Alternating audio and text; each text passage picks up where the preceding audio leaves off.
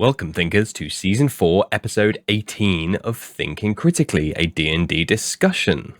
Continuing the trend, this is now a video podcast, so if you feel like it, you can head over to my YouTube channel. If you just search Think Crit D&D or Thinking Critically D&D, you should be able to find me, and the link will be in the episode description, as per usual. Or on Spotify itself, you should be able to watch this as a video on there as well, he says, fingers crossed. So yes. Oh yes, and you'll probably notice that my video in this one is a bit choppy. I'm not sure what happened. My frame rate was just like single digits for my webcam at the time. So please look past it. Hopefully now you can tell I've improved it somewhat. But yeah, otherwise, please accept my apologies, and that isn't going to happen in future episodes. Oh, and of course, if you're watching the video, you could even see now my cute little doggo down there. Hello. And if you're listening to this on the day it drops, then you can find me playing in our Dungeons, Dice and Dudes stream on Sunday the 29th. If you go to twitch.tv/ddndpod, ddndpod, you will find me and our lovely DM Nathan, the Briggsy, playing our Romaris campaign. So go ahead and check us out there if you want to see me as a player. Otherwise, let's get on with the show.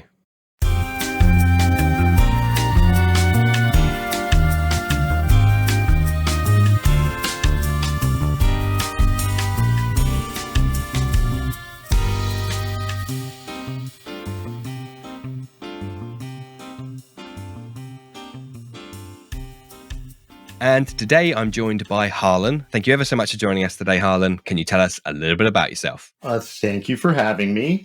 My name's Harlen. I live in Rhode Island in the United States. I've been playing this game since 1978. I've been a dungeon master since 1984. And I think that just makes me old, really. Experienced. Yeah, we'll call it experienced. When I became disabled, I suddenly had a lot of time on my hands. And I had a hobby sort of just waiting for me, and I just dove into it. Mm-hmm. Yeah, absolutely. Well, you have a wealth of experience then, which is great for today's topic, which is world building. So, what does that word mean to you? And it is a single word. Don't at me. What does that word mean to you in the D&D and wider TTRPG framework? It's different for each world builder.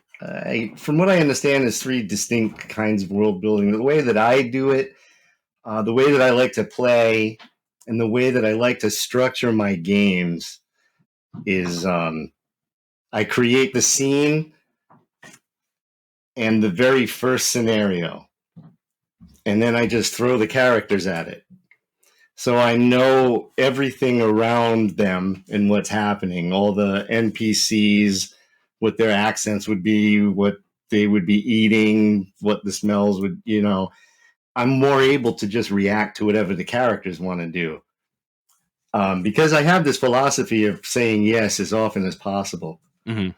So I just, I really design the scene before I design the game. Okay. So so then when let's define those terms then, so we know a little bit more what you're saying then. So when you say scene, what would you define that as then? It would be anything from a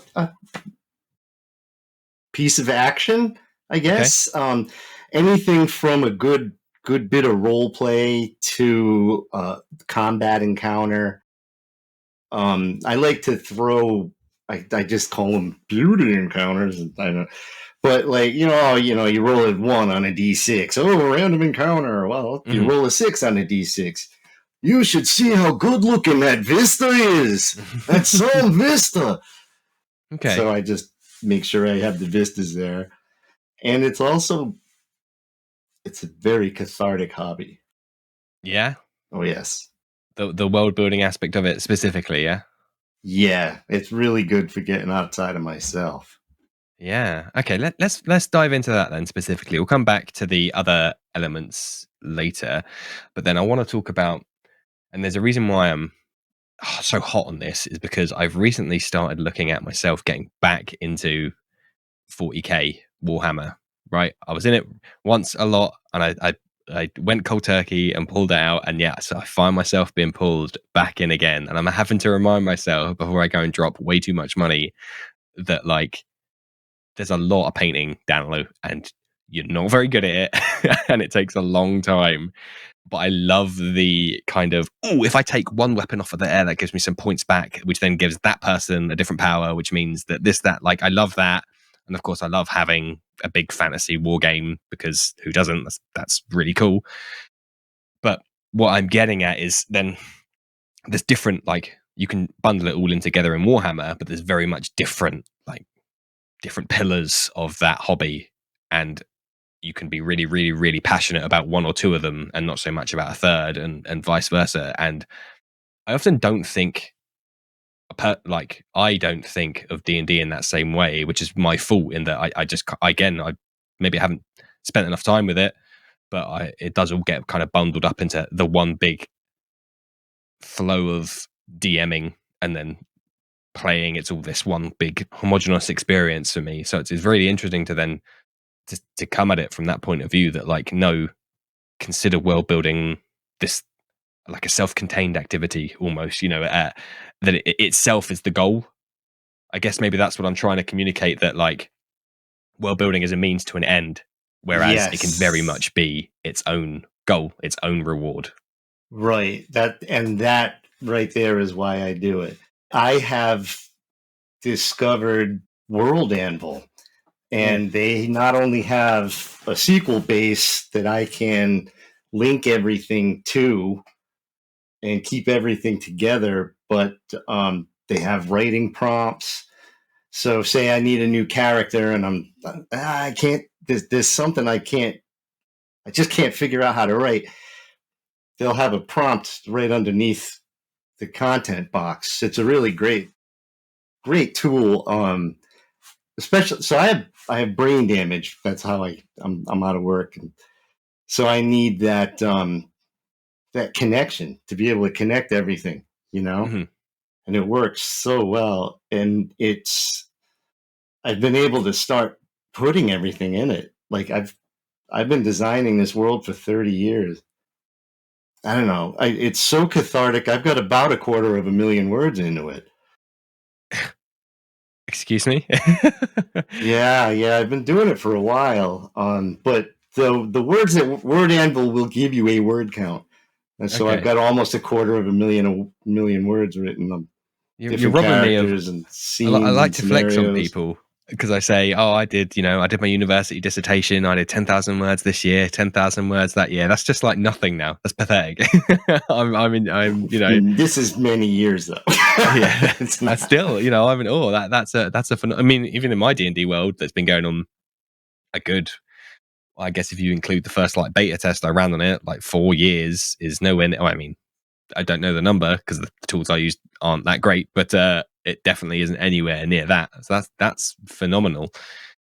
Actually, do you know what? I'm lying to you all because I used to write the episode recaps, and then I was keeping those in chronological order because then that kind of is a story written in of itself. And at one point, I did migrate them all into something that could count how many words there are, and I was like, holy shit, that is actually about 10k here. Yeah. I was like, whoa, man, when I was at uni, I was stressing so much about hitting that word count. And this time I've just like done it like for fun there.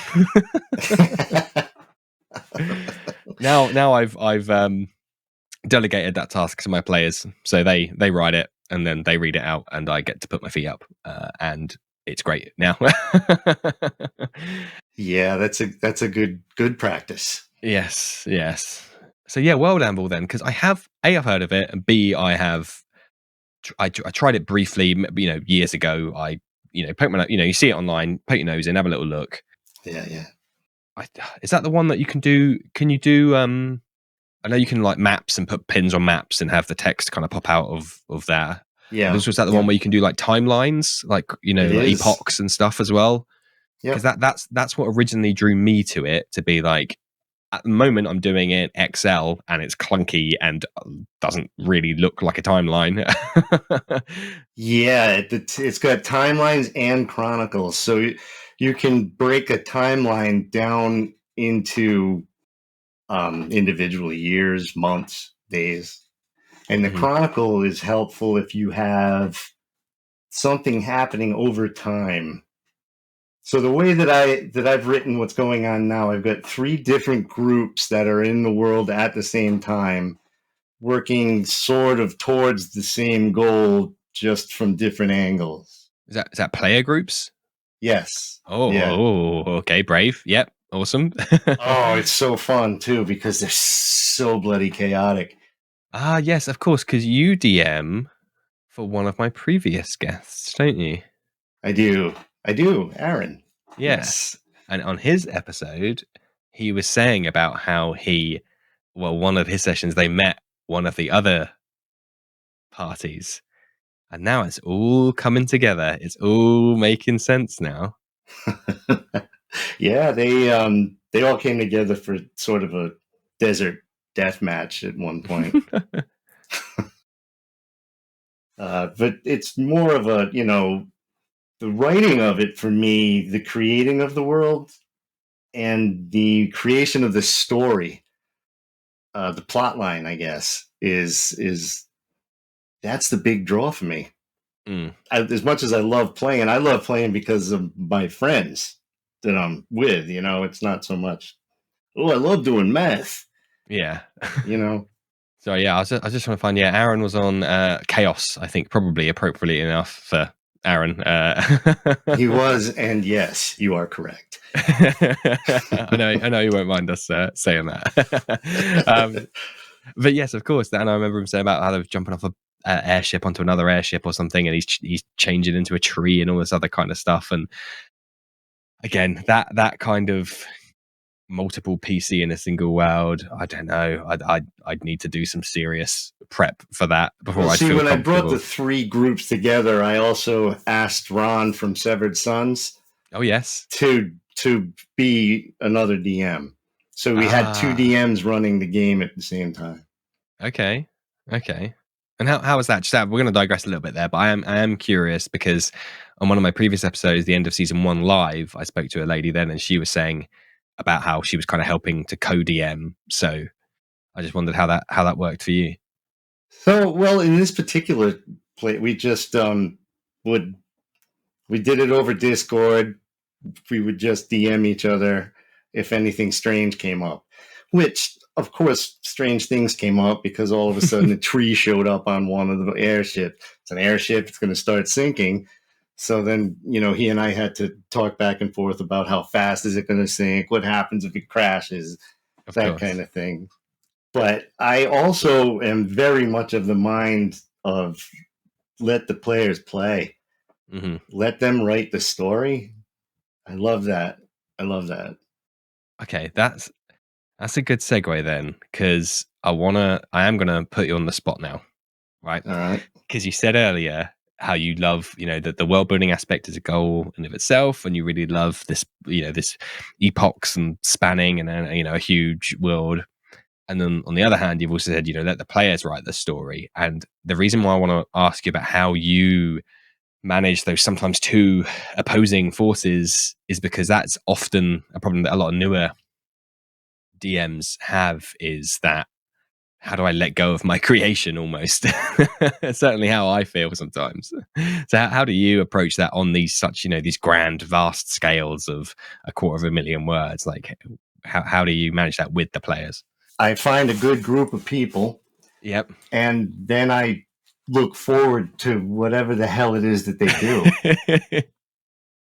I love the elegance. that game with Aaron and Plume, just for example, he had been dead broke. He came into like 10,000 gold all at once, and he put it all on black. Lost it, did not care. Yeah. And it was just so hilarious. I think I love the elegance of that answer. It would be very easy to go off into the academia of like do this, do that, and 80% and 20% and all this other stuff. But I think that answer of like find a good group of players is literally the silver bullet of pretty much 99% of TTRPG questions. And I am exceptionally fortunate to have found 3 groups of good players that I same here. Very, very fortunate. Indeed, because obviously it's harder and harder. Obviously, to be clear, there are no, there infrequently is it a bad game. It's just not a game for you or the people you're not playing with, you don't vibe with, and that's totally okay. And that's time to find a different game until you strike gold. It's just that, yeah, as I said, I'm exceptionally lucky to. Yeah, I struck gold. I did. Yeah. I've got these just good people to begin with, and then they're amazing players. They should not be alive right now. Their characters should not be around. So in that case, then, well, let me reframe the question. Then, actually, let me put myself out there first. So for my big 90+ session, 3-year going campaign with varying players, of some of another one's just dropped out recently, unfortunately, due to life matters, which again is totally okay. So that brings us back down to 4 players going forward. The way I do it, right, is I've got a big bad. That's fine. They have a plan that is kind of in motion. I don't want to say too much. The players can kind of pick and choose their way to getting MacGuffins that will help them against the big bad. And then each of those MacGuffins is kind of a self-contained story with a beginning and a middle and an end. So that's the overarching like story. There's a big bad. He's got some eldritch, unknowable, mischievous scheme. Probably, maybe, who knows? He's a baddie. That's all they need to know at this point. And I guess I'm answering the own question here by saying I haven't gone into that much detail yet, because I guess you don't need to until you get to that point. But and yeah, each individual chapter, as I'm calling them, or arc or book, is its own beginning and middle of an end. And how I do those is I kind of start with a conceit or a cool idea. Like, wouldn't it be cool if they went to a place and X was happening and it caused Y, and then it all just kind of explodes out from there. So that's how I tend to do it. And then, although obviously the DM's in control and there's a bunch of actors, and by actors I mean, in the scientific term, in this kind of bubble, there are things happening and people with goals, objectives and stuff, but it's a closed system. The way I see it in my head is that the players come in and they are the external agents that come in and have the agency to go and do and change things more than the average person can inside that bubble. So things are happening in a bubble, they come in, and that's when we divert from the true thread of time that would have happened if they if the players hadn't been there. So the benefits of that, for me at least, are that I'm not, like, the whole point is that the players are these agents of chaos that can come in and have the agency to go and change the future in a way, in a weird sense. The more I'm explaining it, the more I'm like, I have a predestined future, and the players are like time travelers almost. They're like changing the course of history, but in fact they're not, because it hasn't really happened yet. It's only happened in my head. I've gone like way navel gazing right now. You've just humored me as I slipped into like this spiral of, God, what am I doing here? But no, that was great. So how does that align with like you? And there are other better ways to do it. So I do it by it's different per big baddie. The one at the moment has usurped hell, as Medeus is a bartender in a little town out west, and so she's already been working towards the power. Vast organization. Her plans are already in motion. Mm-hmm. And then the players find out, oh shit, I better go stop this. Or she's going to do what? You know, things like that. She kidnapped an entire village's worth of people. so she could put them in her tamarind trees, which eat the people, transfer it in. It's a thing. But they were like, what? She did what? And so they went and raided her. Yeah. It's more like that, so when they come upon the scene, there's just already something happening. There's already something going on. Yeah. I think that's what I did as well. I think that really helps also galvanize the party and new players by having that, like, oh, something's already happening. So you're kind of got the stream is flowing. So a metaphor that has just appeared into my head. Instead of like plonking the players into a lake, you're plonking them into a river, and there's a bit of a current that's like, yeah, you've got the width of the river, but like you're going in you're going in things are moving in this particular direction. Yeah. Okay, that's a great metaphor. I was hoping you weren't going to be like, what the fuck are you talking about, Dylan? No, that's a great metaphor. I almost went off on a tangent. I apologize. No, please go. What do you think I've just been doing for 5 minutes? Please yeah, go but this ahead. was going to be about electrical current and how the voltage is the river and the amperage is the power. Yes. So it really is. It's a good metaphor in that it just makes a lot of sense in a whole lot of different levels. Yeah, I'm absolutely familiar with the voltage, current, and amps. Or the other one they use is like the width of the pipe and the flow of the water through the pipe. Yeah. Familiar with that one. And I also don't have my expectations for the end set in stone. They could lose. Mm-hmm.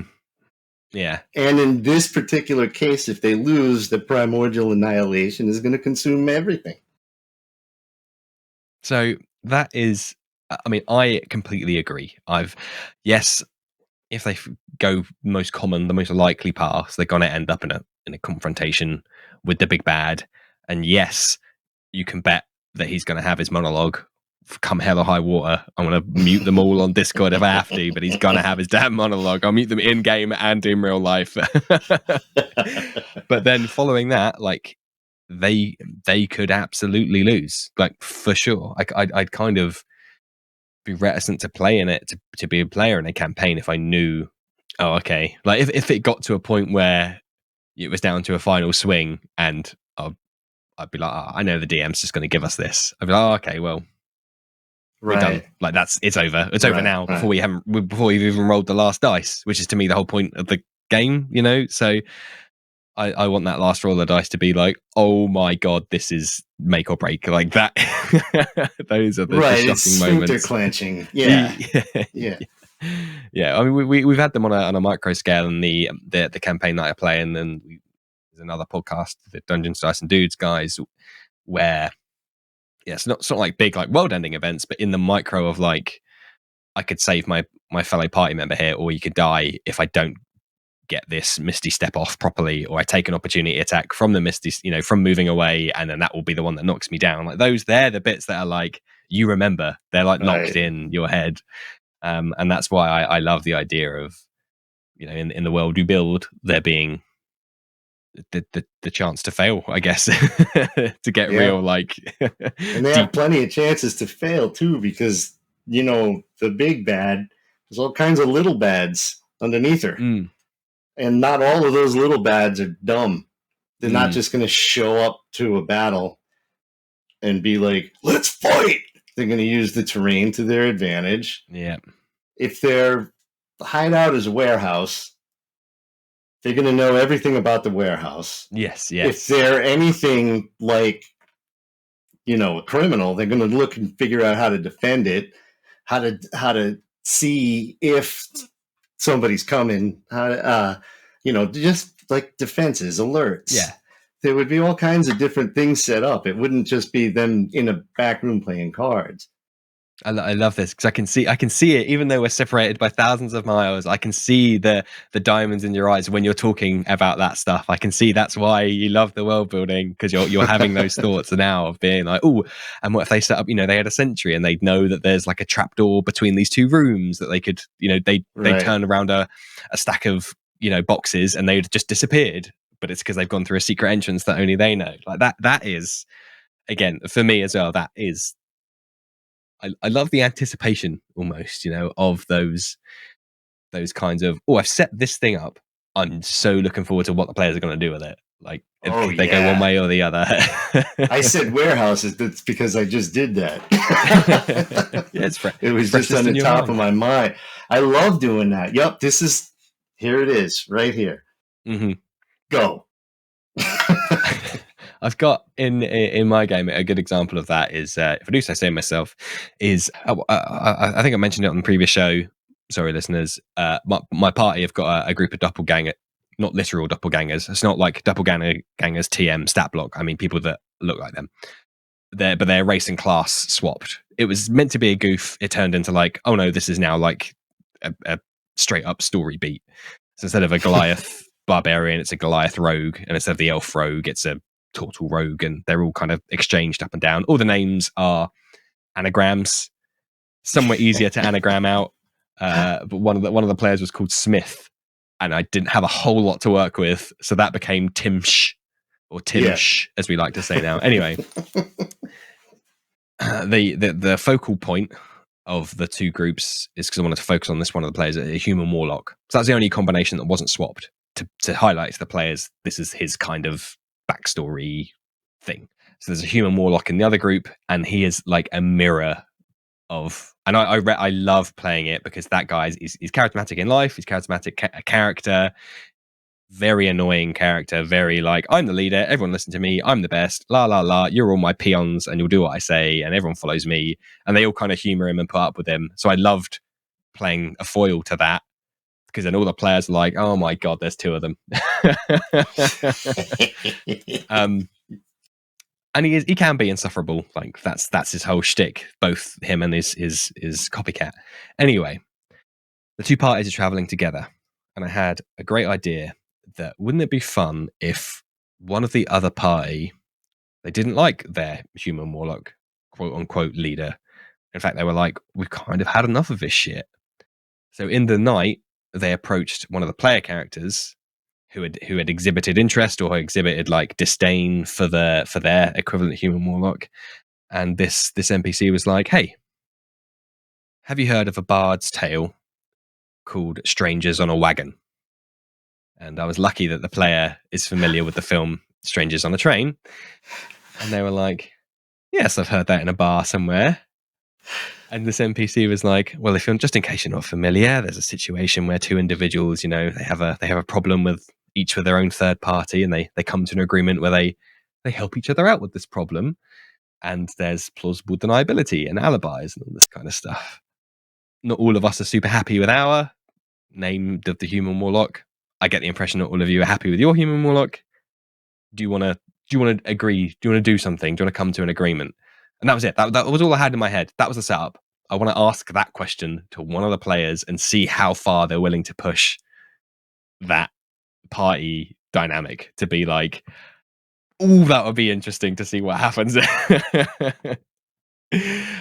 that's pretty much where we left it. I said, the NPC said, if you agree, give me this, wear a corsage, or give me a special sign tomorrow morning when we set out adventuring, and then I'll know, and I'll do my part of the deal, basically.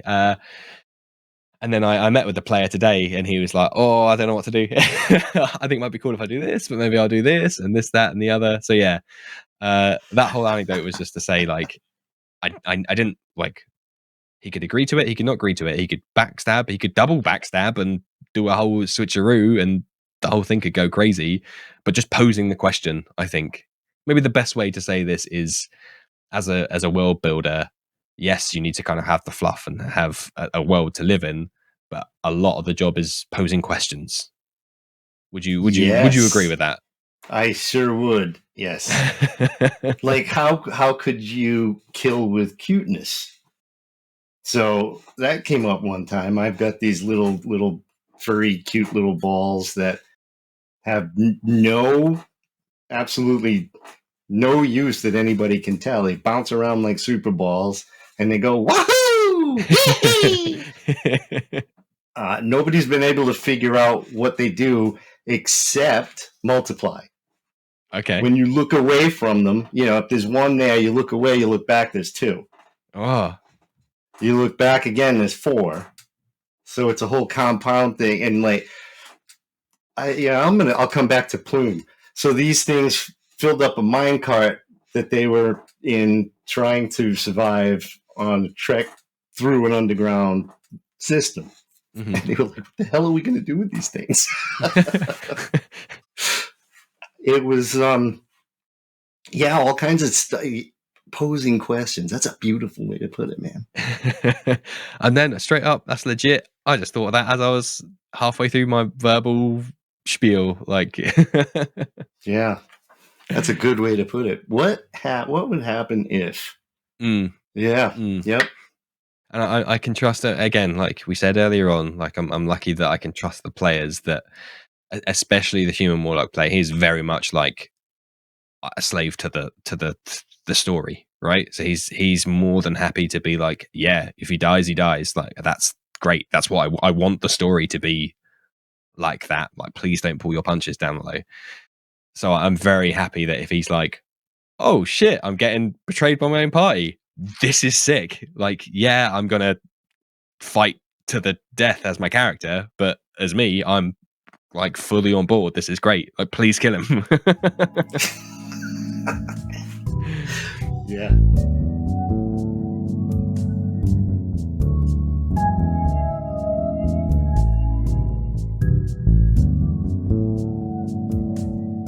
Yeah, and to use the whole train anecdote, I'm starting a murder mystery in a couple of weeks with some good players, really good people.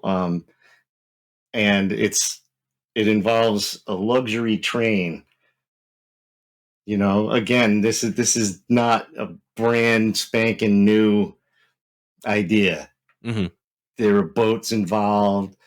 There are luxury coaches. But it's all about this luxury ride, and the man who owns it was killed. Right. So the party has been hired to solve the mystery. Ooh.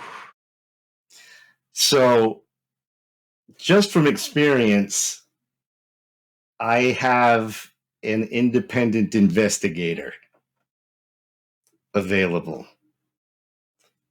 So when things are missed for too long, we can bump things along in the right direction. Yeah. The only word springing to mind is legally, but part of the story without. Yeah, in universe rather than like the hand of God. Yeah. Right. Yeah. I mean, that is, absolutely necessary for two reasons. One, point and click and adventure games have been doing it for decades, of like, use the hint system and we'll put a glitter around the item that you need to click on. That's because point two is that nothing is less fun, certainly as players, than just being like, what's like completely pulling blanks without even a thread to, like that. Oh, everything just kind of stops. And I've been there as a DM. I've gone through that pain of sitting there and being like, God, what do I do? Nothing's happening. And they're all getting bored and they're all getting like frustrated. But I can't just tell them the answer, because then I've been there. And that is one of the trickier predicaments for a DM to find themselves in, because they are torn between, oh, I should just tell them because now they're frustrated. And rule number one is don't have frustrated players, should be having fun. But then, oh God, rule number two is like, don't take away their agency. And oh God, what do I do? Right. I throw a lot of, there's this big global organization, not global even, say there's just a organized crime in a city. Yeah. They're going to make mistakes. They're going to have guys that are pissed off at other guys, and they're going to have guys and people that just go to the cops because they're pissed off at something. So when it would stall, I would throw a mistake at them. Like a disgruntled postman or something. Yeah. And then he walks by muttering something, and they're like, oh.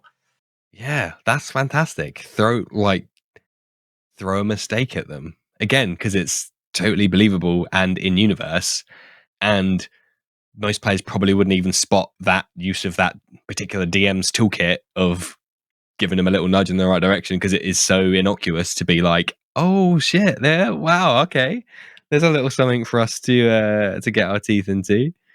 Right, right. Somebody that's like, oh, I'm going to go over here and mutter. That sounds suspicious to me. That sounds like something's going on. Yeah, right. I should follow him. Yeah. I'm doing crime. Yeah. Right. Black and white striped t-shirt. Yeah. The whole lot. Yeah. Amazing. One thing I did want to talk about in today's discussion, and we're kind of, with that last example, we're kind of moving in that direction, is one of my friends, he, especially when we talk about video games, he is a sucker for environmental storytelling. And I'm like, yeah, but the rest of the game's like crap. Just because they've got like a teddy bear on a chair doesn't suddenly elevate it to Golden Globe level. But that's his that's the thing he's after, environmental storytelling. So for the kind of things like the Division video games are very I've got a lot of that. Like there'll be corpses in a certain place, and like Fallout does a lot of it too, where there's like the bones of somebody in the bath, or there'll be a couple in bed next to each other, and you're like, oh, here's a story that's being told to me just statically in the environment rather than exposition through a talking NPC or something.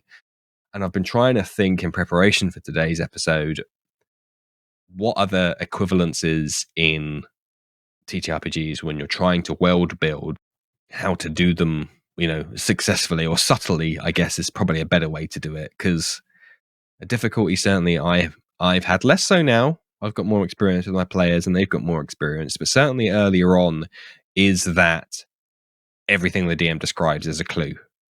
And suddenly we have to chase that white rabbit until the ends of the earth when it was actually just a white rabbit, Yeah. So how can you have, or do you have any tips or advice for building those worlds that are interesting and diverse and dynamic and fulfilling and have a lot of storytelling, just because all the postmen walk with a limp because some weird historical reason why, like, without them being like, wait a minute, maybe all the postmen are part of some secret limp walking cult that have sacrificed their leg to summon a demon. And suddenly, I mean, to some people that would be like, oh yeah, great, let's do that.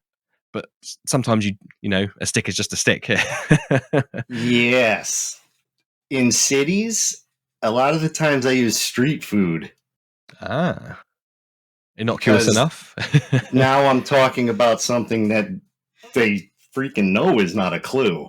It's just some guy selling whatever he's selling. Yeah, it depends on the city. Yeah, of course. But yeah, I'll use. I know what you're saying.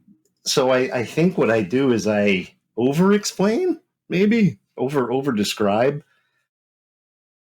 Mm-hmm. I try to set up, what it smells like, what the sounds outside are, which is not anything original. No. But if I go on about it for like 2 whole minutes, then they know it's not a white rabbit. Yeah.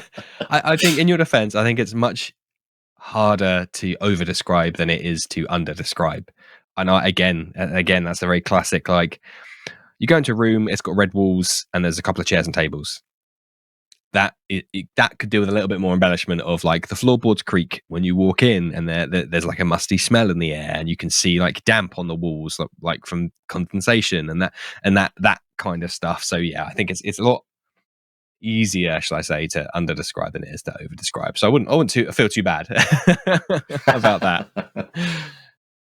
Yeah, I'm just because I've had it before where you just want to bring in some goofy NPC and suddenly they're like the be all and end all, and the story just either is now completely different or whatever. Which I guess it sounds like I'm making it out to be a bad thing, but you can't always have every NPC there interact with be a person of interest. Sometimes they are just a dude. Yep.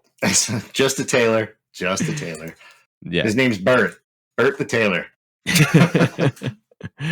But yeah, that is something I struggle with still to this day. Not as much as I said, but there's still instances when I'm like, he's just a dude with a family, like who doesn't want to speak to random strangers on the street because that's kind of sensible, especially when they're armed to the teeth. He's not hiding anything. He just doesn't want to tell you about his life story, and that's it. And that is tricky. I'm trying to think of any advice I can give off the top of my head for DMs who might be in that situation. Of course, if you want to, if you do find yourself in that situation, have you ever found yourself in that, or do you just, as you said, you just embrace the where it goes? No, I find myself in it.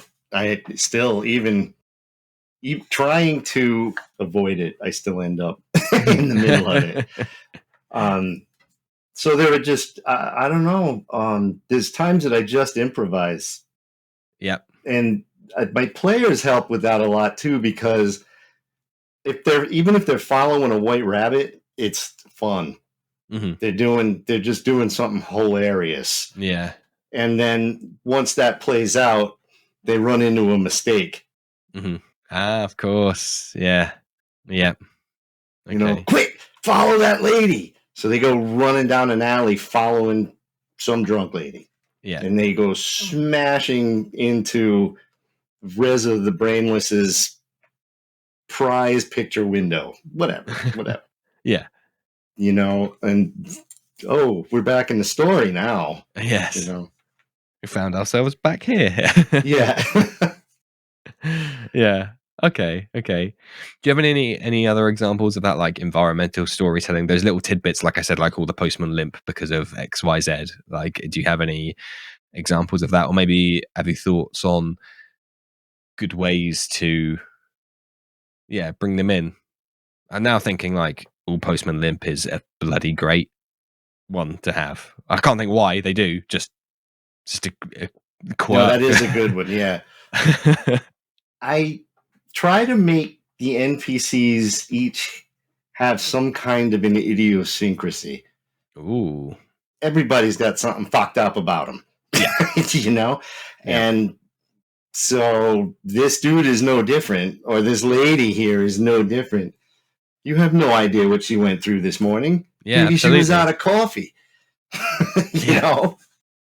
This could wind up being fun. Let's see what happens when Plume talks to her and she's all catty back at him. Yeah. Yeah. I do like again, that's a teaching element I have for newer players, is like, just because this person's being grumpy doesn't mean that they're like the enemy. It just means that they missed their alarm and are like late for work, and they're like, sorry guys, I can't talk because I'm gonna miss the the train. The boss has been an ass. Bring down my neck. I got deadlines to meet, and you're now talking about where to find bandits. Like, fuck off. I'm kids' tuition is due. I'm doing at the moment. There's a battle where the capital city is just in the middle of being destroyed. Okay. So there's some environmental storytelling going on there.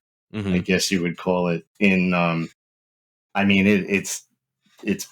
was invaded by kobolds, and then it was invaded by orcs, and then it was invaded by kraken, because the big bad wants this place destroyed. Okay, they're having a bad day. Yeah, they have been having a couple of bad days in a row. Right. 2 of the 3 parties are in the city. Okay. And with what's happening to the city and to the buildings around, I'm sort of telling each of them what's happening with the other. It's fun. It explodes right next to you. You're lucky you didn't get hit in the head with a flying brick.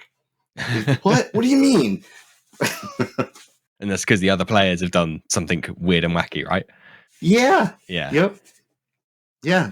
And I love it when they do it. I don't know. I know that there are some people who get, no, that's not the story. That's not how the story goes. And I'm the opposite of that. Fuck my story right up. Try. Come on, bring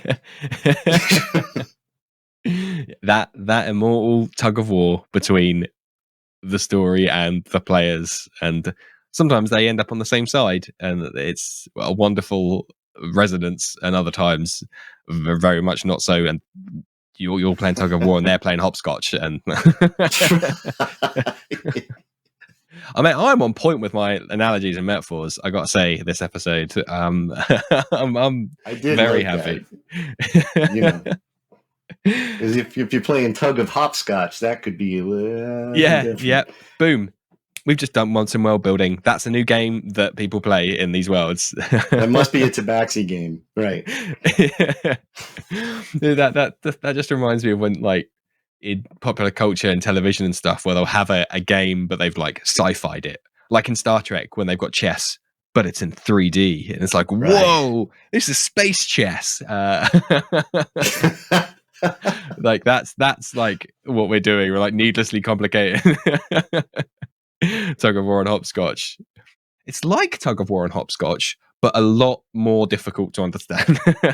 Right, because we're going to throw some Red Rover in there, just right in the middle, but only for like 5 minutes. Yeah. I wanted to ask about a lot of when people typically talk about like world building.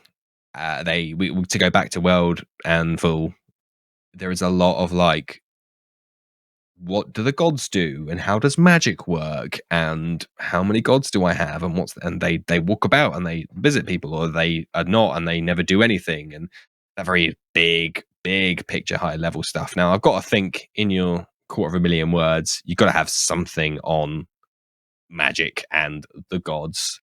So I was wondering, like, why did you pick the route you picked? Did you reuse or use the standard pantheon, or did you make your own? Because I know a lot of people find that quite an interesting part of it.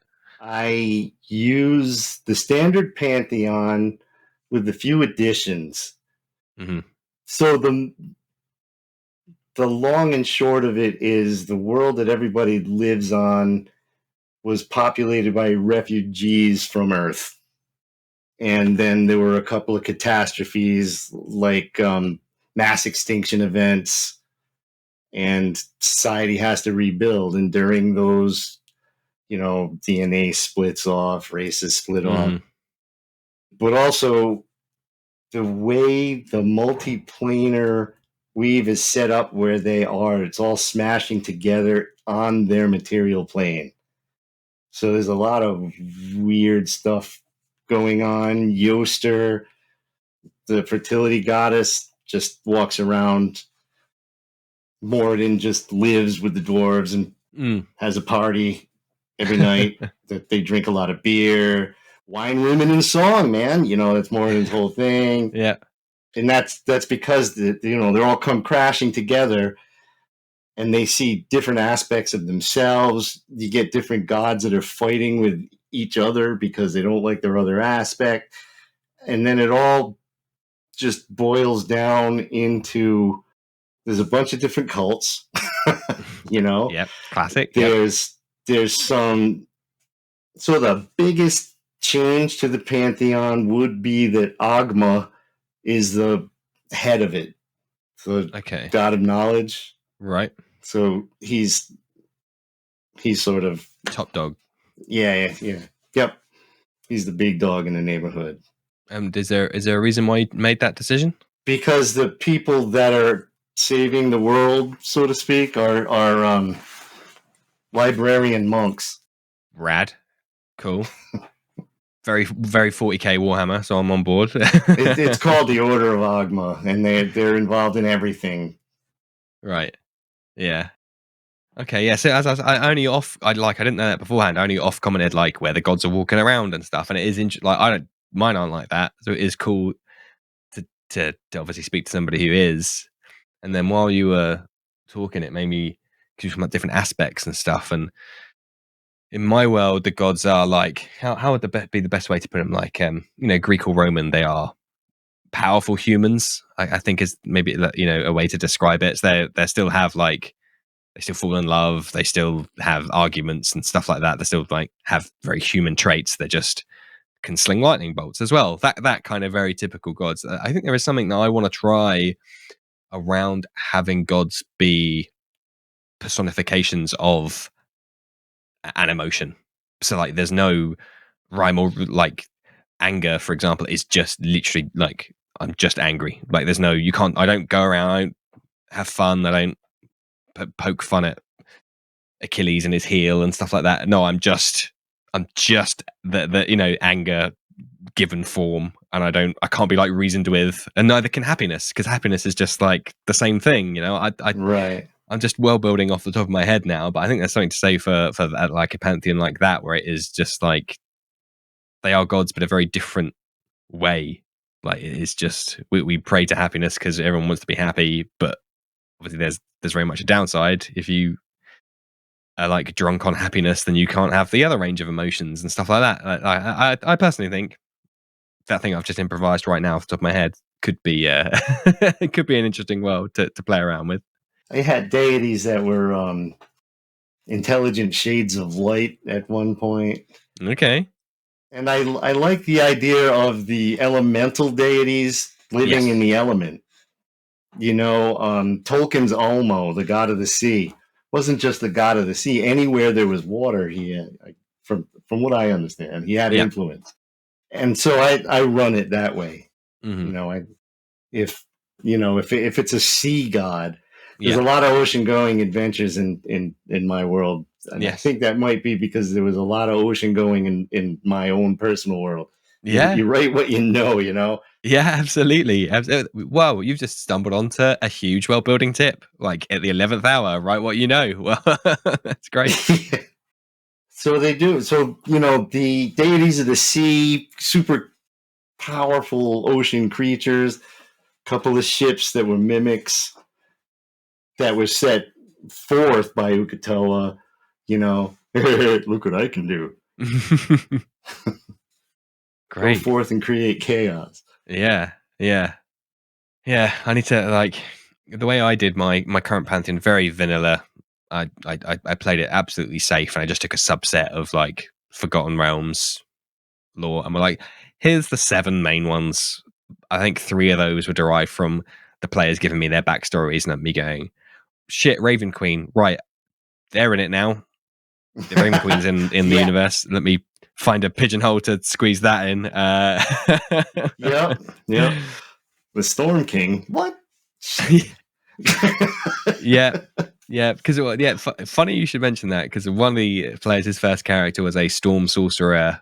Yeah, sorceress origin, and he'd done some googling and came back with Talos as the god of storms or something. And I was like, okay, right, he is now in it. I guess I got to start putting his religious iconography around, just to let me find. And that kind of built itself in that way, because I was like, they've given me a bunch. And the interesting thing there is that, and I think I have mentioned it on the show before, where we had the cleric who was Death Domain, I think, and had Merkel as his deity, who was like the Lord of Bones and the God of Death. And then, of course, we had the Raven Queen Hexblade Warlock, who is also kind of dabbling in spirits and the afterlife and where people go to die and that kind of stuff. So I was like, oh, hey, this is a good opportunity to have those two fighting for control of the afterlife, essentially. Completely, separate from the main quest. It's just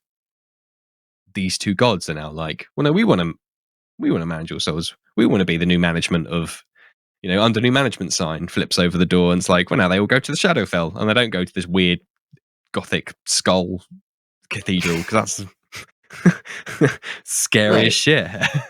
Right. I like throwing in hell. They're raiding hell right now for different things that they need, and on the 7th level, I set up the whole carnival with different games and prizes and vendors. And when I made the map, is all the teacup ride. There's the Ferris wheel over there. Yes, and I just love the idea of the hurdy-gurdies playing and like imps walking around, and some archdevil comes walking down Main Street or something. Yeah. little thing of popcorn. Oh shoot! What was I going to say? I love how casual. There's been a couple of instances tonight where you've just so casually dropped in like a nightmare situation. Oh, they're raiding hell right now. In the same way that I dropped in that guy was late for his train, and I'm like, yeah, those two things are quite vastly different though. Like the other one, oh, so they've been besieged by this and this. And I'm like, yeah, that's pretty bad. I think you can tell that you've written so much you have for your world just from the the laissez-faire attitude towards apocryphal events that. Is there anything you wanted to talk about that we might have missed or haven't got around to yet? Not that I can think of. No, it was a fun conversation. Good. That's what I like to hear. Well, in that case then, is there anything you would like to plug or promote? Oh, I'm not selling anything. Just come visit me on Twitter at Ogni Harlen. It's OGNI and HARLEN. Yep, thank you. As usual, that link will be in the episode description. Do check him out. You can go check Aaron out as well, who was on, as I said, the Chaos episode. So if you want to go and hear the other side, you've heard from the DM. Now, if you want to go and hear from one of the players and hear how he really is, you can go and listen to the Chaos episode. Otherwise, the only thing left to say is thank you so much, Harlen, for joining us today. Thank you for having me. Good, yeah, my pleasure. Absolutely, it has been a lot of fun. It's always fun to have these shoot the shit sessions with another DM where it's just like, oh, you did that? That's so cool. It is. I'm gonna steal it. I think that's why I find this podcast so interesting. You're doing this very well, Danilo. Oh, thank you. You're plugging me now. That's not part of the scheme. Hey, I don't want to plug this podcast. It's called Thinking Critically. Thank you. Well, thank you for that plug as well. Thank you to everybody for listening at home. As mentioned, everything's in the episode description, so please do go check that out. Otherwise, thank you all for listening, and good night. Good night. And now it's time for the Patreon shout-outs. Thank you to Joe from the Fourth Leg podcast. Again, 2-time guests of the show. And the Fourth Leg is a TTRPG podcast all about giving new GMs a leg to stand on. Please go and check them out at the Fourth Leg on Twitter. Thank you to Optional Rule, a 2-time guest of the show and a very insightful and knowledgeable source of information. Please check them out at www.optionalrule.com.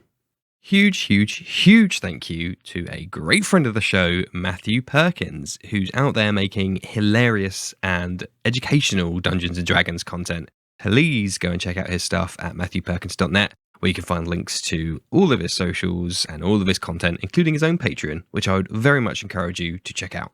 Thank you to Matt Street at mpstreet88 on Twitter for supporting the show. If you need support running your personal or business schedule, head to virtualtimehustle.com or on Instagram. Make that difference between should do and done. Boss it better with support from Kat, who will help you get back that essential time you've been searching for. If you would like to support what we do and get 4 shout-outs a month, head over to patreon.com/thinkingcritically, or you can just buy me a coffee at ko-fi.com/thinkingcritically.